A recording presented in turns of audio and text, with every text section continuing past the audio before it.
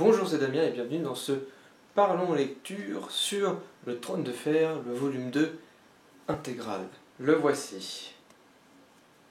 Alors comment va se dérouler cette vidéo? C'est très simple. Je vais d'abord parler du contexte dans lequel j'ai lu ce livre, puis je donnerai un avis rapide, j'aborderai après quelques points que j'ai envie d'aborder en argumentant, et je finirai par une conclusion. Voilà, c'est parti. Le contexte. Donc j'ai acheté le volume 2 intégral en version traduite en français, traduit par Jean Sola, ou Zola, ou je sais pas trop comment ça se prononce, mais bref. J'ai choisi la version cartonnée, voilà, donc elle coûte un peu plus cher que la version semi-poche intégrale. En tout cas c'est la version intégrale, et ça c'est beaucoup mieux que la version séparée, puisque là on a vraiment, comme Martin l'a écrit, c'est-à-dire quand il a écrit le volume 2, il a écrit tout ça. Voilà, c'est sorti comme ça, dans la version originale. Donc je te conseille, si jamais tu n'as pas le volume 2, de le prendre en intégrale. Alors après tu peux ne pas prendre la version cartonnée, mais au moins l'intégrale. C'est l'édition J'ai lu, pardon. J'ai oublié de préciser. Et puis voilà, je l'ai acheté parce que j'avais apprécié le premier volume, donc je me suis lancé dans le Trône de Fer. Ça c'était pour le contexte. Maintenant l'avis rapide. Est-ce que j'ai apprécié?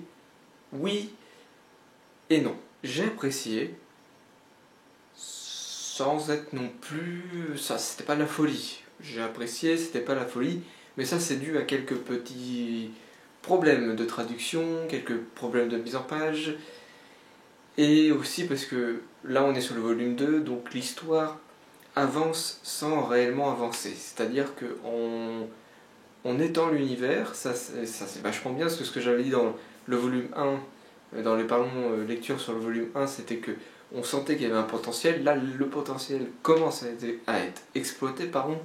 Et voilà, on découvre de nouveaux personnages, on découvre Stannis, il y a une bataille aussi à la fin. La bataille, je vous en dirai pas plus, mais bon bref, il y a une bataille à la fin. Et il y a... Voilà, en fait on installe plein de trucs.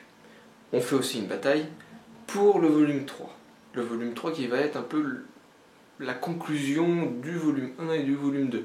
Le volume 1, on installe des bases, le volume 2, on étend les bases, tout en instaurant des points clés qui vont servir au volume 3, y compris une bataille dans le volume 2 pour le volume 3. Donc, mon avis rapide, c'est, voilà, j'ai bien aimé, sauf qu'on reste un petit peu sur sa fin. Je pense que c'est fait exprès. Voilà, je ne dirais pas, voilà, je ne suis pas l'auteur, donc je ne peux pas certifier, mais je pense que c'est fait exprès. Et j'avais entendu dire, alors ceux qui connaissent très bien le Trône de Fer me diront dans les commentaires, mais j'avais entendu dire que avant, à la base, le Trône de Fer devait être une trilogie. Ça se sent. Comme je viens de le dire, ça se sent. Parce que là, le volume 2, c'est l'acte 2, et ça va arriver après au l'acte 3, qui va être le volume 3, qui va tout conclure. Voilà. Parce que oui, à l'heure actuelle, j'ai lu le volume 3, donc je sais ce qui se passe. Ça, c'était pour l'avis rapide. Maintenant, les arguments. Je vais commencer par le négatif. Alors, je suis obligé d'en parler parce que c'est la version française, mais la version française, c'est le gros point négatif depuis le volume 1. Et, petit spoiler, ça ne va pas s'arranger. Voilà. Alors déjà, premier truc, la mise en page. Je sais pas si vous pouvez le voir, mais là, vous avez des marges qui sont hyper volumineuses, ici aussi. Vous avez des pages, du texte qui est écrit en gras. Après vous avez vers la fin du texte qui est pratiquement l'encre, on sent que l'imprimante a été vidée. On a aussi la qualité par exemple de la... je sais plus comment on appelle ça, on va l'appeler le marque-page, mais j'ai dû couper un bout parce que c'était... à peine je commence le livre, le truc il pète, et dans le volume 3 le machin a totalement lâché. Voilà.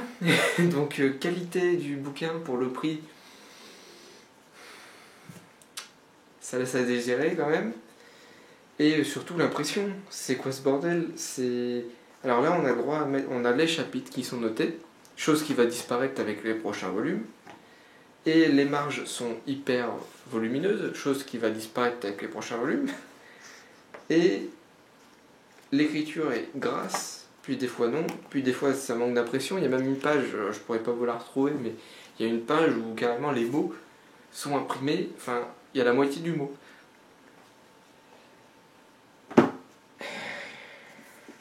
Et bien évidemment, la traduction de Jean Solas est honteuse. Honteuse, vraiment. Il y a des fautes d'orthographe, il y a des fautes de traduction. Ce n'est pas lisible. Voilà, c'est honteux. C'est pas bien lisible, et puis la mise en page est catastrophique. Mon Dieu. Voilà. Ça, c'était pour le gros point négatif. Certains me diront que ce n'est pas négatif au Trône de Fer, sauf que là j'ai acheté la version traduite, et quand on achète une version traduite, il faut un minimum.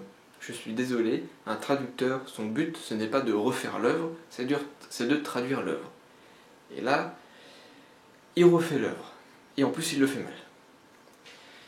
Voilà, et il n'y a aucune correction derrière, quoi. S'il vous plaît, un jour, faites une nouvelle traduction, comme pour Le Seigneur des Anneaux et l'Hobbit, sortez une nouvelle traduction, parce que là c'est plus possible. Et c'est que le volume 2. Petit spoiler, mais je suis rendu au volume 4 en ce moment, et ça ne fait que s'empirer. Le volume 5 apparemment c'est plus Jean Solas, parce qu'apparemment il est décédé en 2012, donc il y a eu un nouveau traducteur pour le volume 5, puis il y a eu, enfin, si j'ai bien compris, il y a eu des problèmes entre Jean Solas et la première maison d'édition du Trône de Fer, je ne sais plus lequel c'est. Donc ils ont pris un nouveau traducteur, puis entre temps je crois que Jean Solas est décédé. J'ai envie de dire, tant mieux, mais ça se fait pas, parce que bon, c'est pas bien de décéder, mais tant mieux qu'ils aient changé. Parce que là, je sais pas ce que ça va donner le volume 5, j'ai pas encore fini le volume 4. Mais là, voilà, quoi, je veux dire, c'est comme quand tu vas voir un film, et voilà, si tu comprends pas, c'est comme si tu vas voir un film en version traduite, française, et que la traduction fait ce qu'elle veut, et qu'elle réinvente le film. Non. Un traducteur, son nom, comme son nom l'indique, c'est traduire, c'est pas refaire l'œuvre. Donc voilà.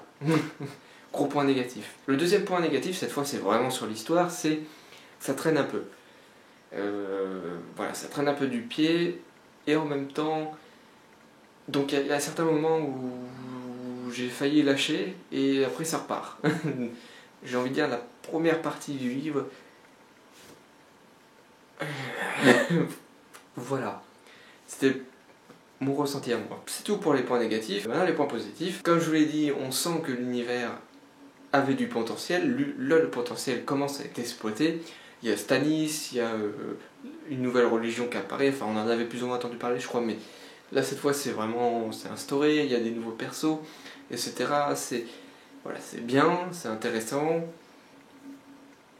ça fait plaisir de voir que dans le volume 1 on sentait qu'il y avait un potentiel, et là, boum, le potentiel commence à être exploité, et il y a plein de trucs qui vont être mis pour le volume 3. Et là je vais aller sur le gros point positif. Il y a plein de trucs qui vont être instaurés, notamment une bataille qui va être faite, où ça va, après tout va se conclure dans le volume 3, donc le volume te laisse sur la fin, mais positivement. Et ça c'est vraiment le gros point positif. Là où le volume 1 pouvait te laisser sur la fin, c'était pas positif, tu vois, tu disais, ah, tu vois, moi je sentais qu'il y avait du potentiel qui n'était pas exploité dans le volume 1, et là le potentiel commence à être exploité, et il y a plein de trucs qui sont mis en place, il y a aussi une bataille et tout, et tu te dis comment ça va se terminer. Voilà. Donc c'est une bonne chose. On peut aussi parler, certaines personnes disent qu'il y a trop de personnages qui sont abordés, qu'il faudrait mieux se concentrer sur tel personnage tout le temps. Pour le coup, je suis d'accord, mais pas pour ce volume-là. Donc j'en parlerai pas.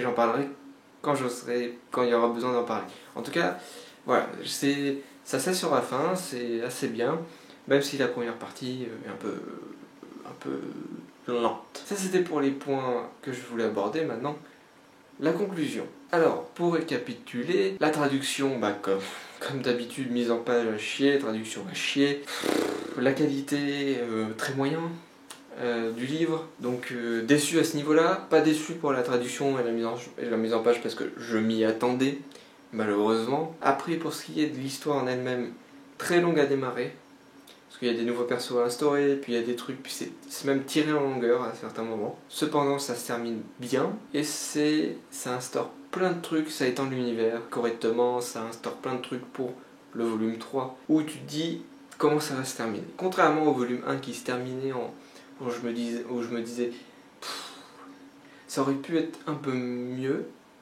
exploité. Là pour le coup, je me dis c'est bien exploité, ça tire un petit peu en longueur au début parce qu'il y a des nouveaux persos. Ce qui est le point fort et le point faible aussi du Trône de Fer, c'est qu'il y a tout le temps des nouveaux persos. Voilà, là en l'occurrence c'est plutôt un point fort pour ce volume. Et qu'est-ce qui va se passer? La réponse, tu le sauras dans le prochain Parlons Lecture qui sera sur le volume 3 du Trône de Fer. Merci de m'avoir écouté, laisse un pouce bleu si tu as aimé, et surtout ce que je veux c'est ton avis dans les commentaires. N'oublie pas de partager, de t'abonner pour être au courant des prochains Parlons Lecture et Parlons Cinéma quand les cinémas vont réouvrir. Merci, c'était Damien, à la prochaine.